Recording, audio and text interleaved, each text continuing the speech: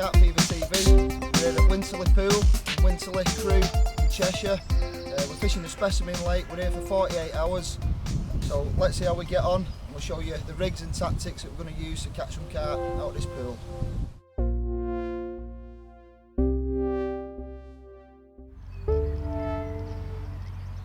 Hello again, as you know, we're down at Winterley. We've popped along to Paul's swim. He's going to run us through the rig that he's using and how he's presenting the bait using the boat, and just basically, yeah, just talk you through each component of what he's using. So over to you, mate. Okay.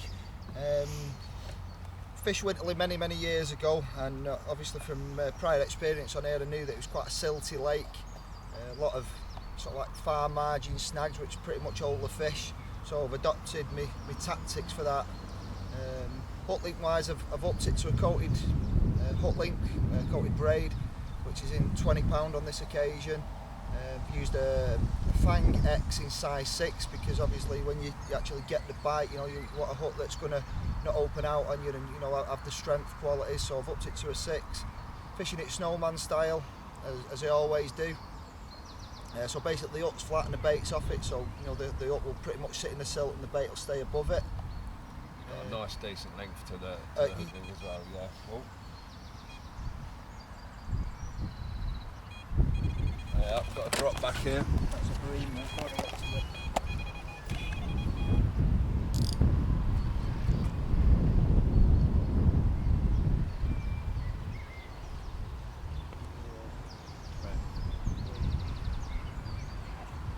Every fisherman's worst nightmare. Well, every carp angler's worst nightmare.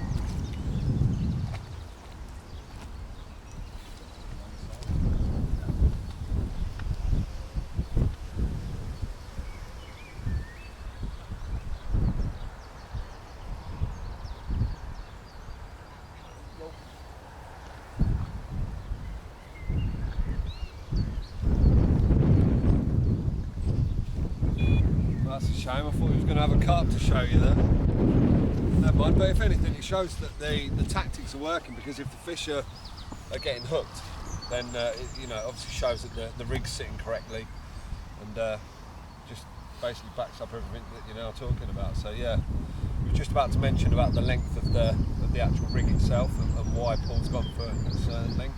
Yeah, well basically, obviously, you know, with it being silt, the lead's going to sink a percentage into that silt, and it's difficult to know how much that lead's actually going to sit in the silt, you know, for every spot that you're fishing to. So I've upped the length of the hook link for what I think will make the rig present itself with enough movement in the rig, obviously, to still work. So that's why the mechanics still actually, as though it's like like you're fishing a short rig on a hard bottom.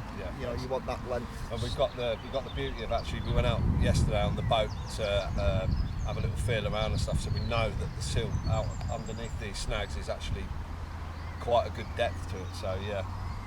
So that's the reason for having the longer hook link. I've opted for the weed safety diffusion bolt clip. Again, because fishing up to snags, we want the fish to sort of like drop the lead on the take, so you know we've not got the lead hindering playing the fish when it's up against sort of like the snaggy area. And after that, we've got a diffusion leader, which I always use, and I've used the 1.5 metre version of it this time. Again, because of its abrasion and breaking strain qualities. If that fish was to get through any snags, it gives me that extra length that's going to protect the main line. So it's tied up in exactly the same way with a Palomar knot to the loop, which I use it on both the 0.75 and the 1.5. If you have a look at, is it on the Q&A at Bassford Green? Yeah. It's the Q&A video at Bassford Green. That's it's the Nash one. Yeah. And the Nash one. Yeah. Paul demonstrates exactly how he's tied them up. So it's the same rig as we've done on the previous DVDs. The only things that have changed is obviously the length of the diffusion leader for the snags. Using a weed bolt clip, like I've just said, to get the lead off quicker. I've upped the breaking strain of the hook link to a 20 pound, and I'm fishing a size 6 Nash Fang X hook. Again, tied snowman fashion with a little bit of tubing on the shank and on the eye. So it's exactly the same rig, just steps up a little bit for these conditions. On that I'm threading a little PVA stick, only a little tiny one, because there's quite a big bream population in here, so I don't want the attraction side of sort of like a stick mix being too great. I just want it to do its job and sit the bait on the sill, and let the boilies basically do the attraction side of it. By the time that breaks down, it just helps to make sure that hook's staying clear of any debris and everything. Because obviously the leaves are going to, leaves off the trees, and twigs falling in. Just a bit of peace of mind, really. Yeah, it just helps in presentation more than attraction side of things. Bait-wise, what we're using, what we spoke about before, the Nash Manchester Specials. This is obviously the exclusive bait to us. It's obviously got a lot of fish recently, got loads of confidence in it now. So I've brought 15mm, and due to the fact that these obviously breaming here, I've brought some 20s with me as well. Some 20s with me just to combat, make sure I've got some bait in the swim that the bream potentially can't eat. In terms of my baiting strategy, what I've been using is obviously the stick and the rig. So I've just been basically putting a PVA stick on, put it into the boat, like so, and then I've been using this is the new cutter from corner. It's like I said, Paul's got two sizes here. So basically I've got two sizes here. I've got the 16mm one and the 20, so that'll do up to 16mm, that'll do up to 20mm. All you basically do is literally got a little press button on it, press it, releases the plunger. The plunger's got two little sides on it there, you just press them and that locks the handle into place. And what you do is, the way that you take it out with the press mechanism there, once you take it out you turn it the opposite way, so that doesn't now get caught in the back and lock itself in, so you literally turn it the opposite way. This particular one takes about 7 baits. You just load it up like so. So you've got your baits in the tube and it's got a little cutting mechanism at the bottom. So all you do now is you get your plunger with a press bit on the outside, and you just literally press it like so, and it cuts the baits clean in half. Yeah, what you're left with is absolute sort of perfect chops there. I mean, we'll get closer on this for you.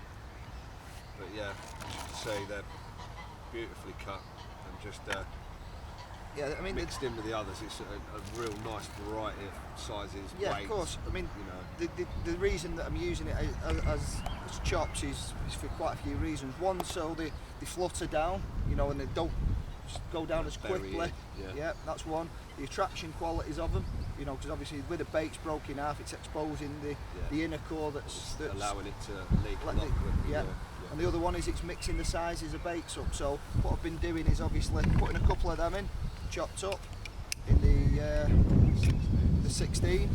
Been then doing exactly the same with the 20s, but lessening the amount that I put in. Only putting about half a dozen in.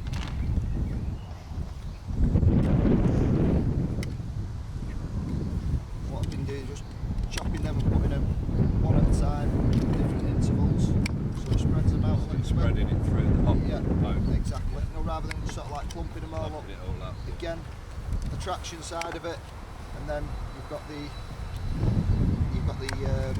different shapes. So that's a 20mm one. And all I've been doing as well is putting an handful of standard boilies in, unchopped, and then a few larger ones again. if they come and eat the chops and the smaller baits, at least they've got some bait still in there potential they can't eat. What I've also brought is the Manchester Specials paste, the freezer paste. I quite like what you're doing with this. It's quite a neat little trick, this, and you never know, it just might give you that little edge. Yeah, exactly. I mean, because it's silty again, you know, you don't want it sinking in. What I'm basically doing is breaking pieces off like so, squashing them flat, like a little disc if you like, and just laying them throughout the hopper. Again, it's for the similar sort of effect that you're after with the chops, isn't it? Yeah. You want it to just sort of flatten down, just settle nice and slowly on top of the, That's top right. of the silk. Yeah. Right, you know, rather than put it in clumps like that, It's good. that potentially. So I've just been putting that throughout the hopper, just literally flattening them out into just look like a pressing your thumb a disc type shape. Yeah. Putting them throughout the hopper. And been sending them out just like that, in that quantity predominantly. That's how I've been getting the bites, about that much. I have fished one of my rods on twice as much bait in each hopper, so you know it's probably 4 times the amount of that, you know, and I've had a bite on that as well. I've got one rod that I'm trying to build it up and, you know, introduce bait, you know, quite a lot of bait. Probably put, I don't know, maybe 2 kilo in, something like that, with, you know, throughout the 2 bags on one rod. But what you provided there is literally it's an absolutely cracking mixture. I mean, if you just pick up one handful, you've got a whole boilie. You've got some of these which are going to fly down and just sort of gently rest on top of the silk. Yeah. You've got large, small, you know, there's everything there. And like I said, right. the trick is just to spread it through, so that when you do release the hopper, it's just going to all just gently fall out and present itself. Exactly. You've got so many different baits that they're picking up, but it's the same bait, but they're picking lots of just different. keeping them on the toes, Yeah, isn't it? of course. They don't know what the next bait they pick up. They don't know what it is. No, you know, exactly. that hopefully that's the one with the rig in it, and it obviously as it's shown here, it does actually work. You know, we've had 5 bites now, carp, and we've had 2 bream as well. So the rigs are working, the baiting strategy is working. Don't really need to change it. Not really want to put any pellet in it or ground baits or anything of that nature, because the bream will come in on it straight away and you just get absolutely plagued with them. So I've stuck to the boilie approach, but try to make it different to what you would normally use. So it can't be bad, it's actually working, so yep. that's the main thing. That's it. Thank you very much.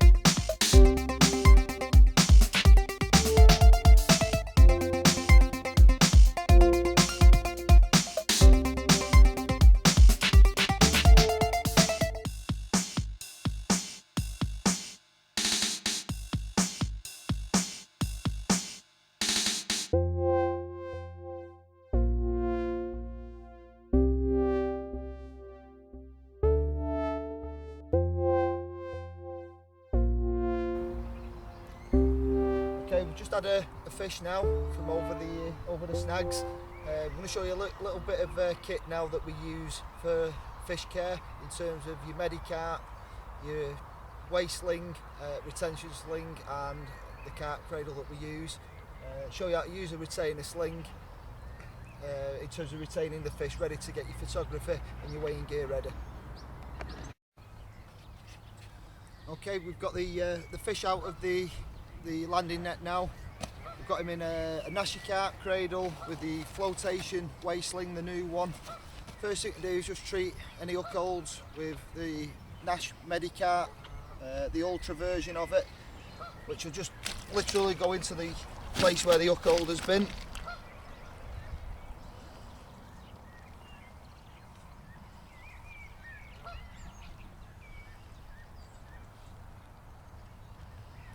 which was an antiseptic, stop any infection getting into the fish, so should all carry one of them. We've got the collapsible water bucket which holds the water, which is going to keep him nice and moist. The actual sling we've got him in here is what we call a retention flotation sling. So what this basically does, enables you to put the fish in the water and get all your camera and your scales and everything ready, which I'll show you now. Basically, all you do with it is zip it up each side like a standard sling would do.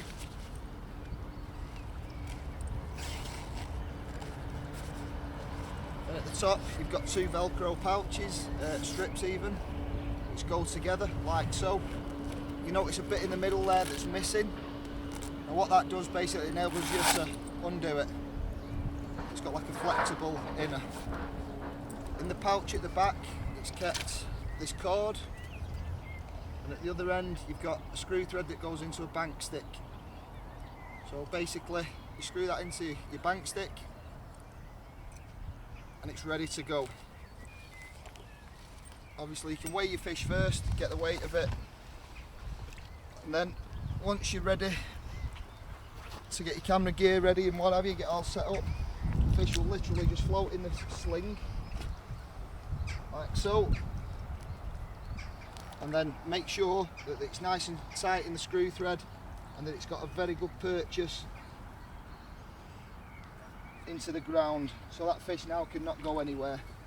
I wouldn't recommend using these sort of like as a sack type thing where you're going to leave it out for many hours on end, but that will now enable us, the fish is nice and safe, it can't get out, it can't go anywhere, it's in no danger whatsoever, and I can go and get my camera gear and my scales and everything set up ready.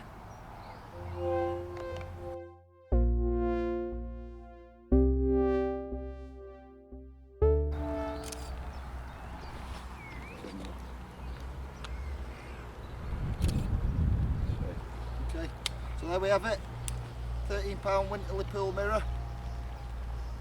All the gear's ready now. Toby's just done the photos for us and she's ready to go back in. All we'll do, put her back in the sling, zip it up, take it to the water's edge, unzip the side and she's free to go.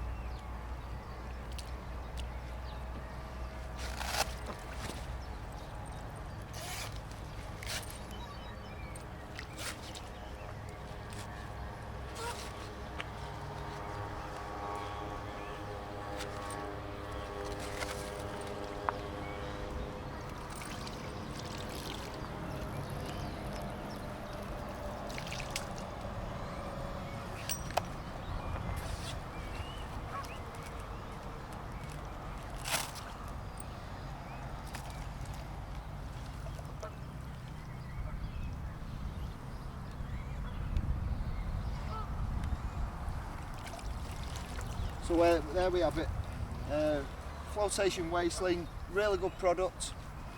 You can use these if you're fishing on your own, if you need to get all your gear together without putting any danger to the fish whatsoever. And obviously you see how he's released it, that's just perfect, you know, you're not going to bang the fish on the wire or anything. So that's it. The beauty of it as well is that you've got these reflection bands on the top, so at night time, if you've done it at night time, should the fish break away from the cord in any way, not that that should happen, but if it did, just by shining a torch on it you can actually see these visible at night as well. A great little product. From a fish safety point of view, I think everyone should have one of these products.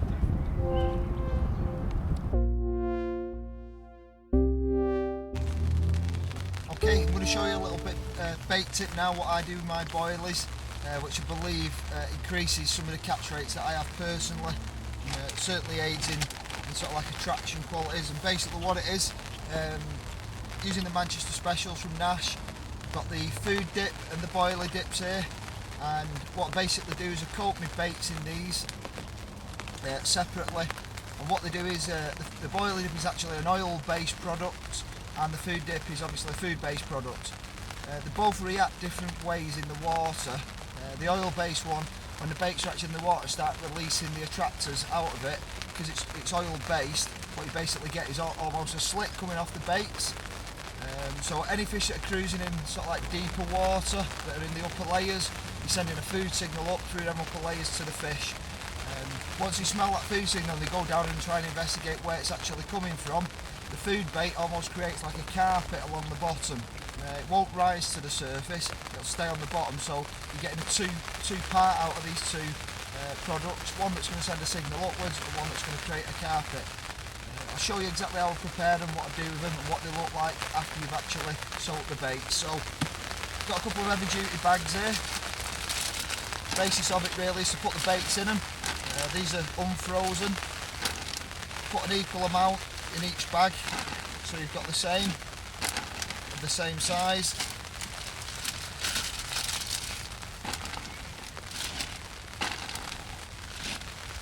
And you can do this with any quantity you want. I normally do 5 kilo at a time, so I've got plenty of them. This doesn't repel fish like, you know, as if you added synthetic flavours, because they are natural based products.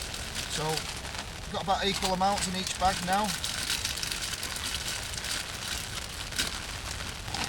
In there. What you basically do is you take, this one's the boilie glug, which is an oil based one, and you just basically pour a quantity of it onto the baits.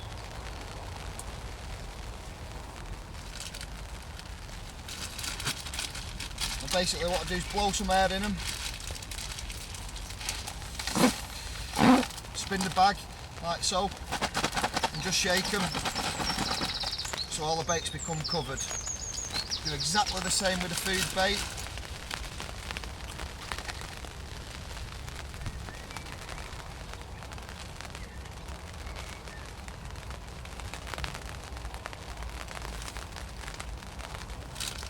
Blow some air in that.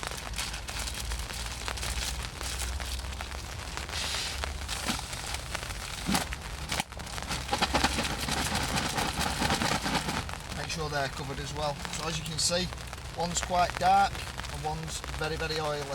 Now what I tend to do with them now is I'll put them in the freezer, freeze them down, take them out the next day once they're frozen, let them defrost, put them back in the freezer, and repeat that process on a daily basis for about 4 days, 5 days, something like that. And as you take them out the freezer when they're frozen, it'll draw the liquids that we've just put on into the bait.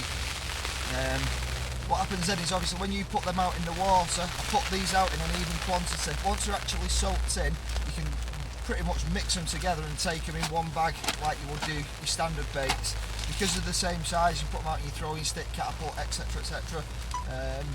But obviously you're going to get an equal amount of each bait going in the water or thereabouts once you've mixed them both together. Once you're on the lake bed, you know, you've put maybe 100 baits out or whatever, you're going to get 50 of them slicking, 50 of them creating that carpet along the bottom. What they actually look like when they're done are these. Get these out now. As you can see, they actually look two different colours. They're the same bait, they've just been glugged in the two different boilie and food glug. So you can actually see these in two different colours.